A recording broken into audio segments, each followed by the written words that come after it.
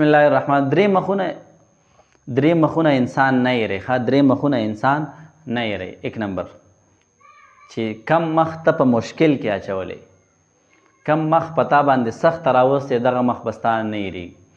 2 نمبر کم وخت چې ته په سخته کې وي، په مشکل کې وي او یو کس تا سره او هغه ستانه لاړو وتښتېدو درنه، سایډ ته شو درنه، تالی په هغه مشکل کې لاس درنه کو، دغه مخ به هم ستانه نه یریږي.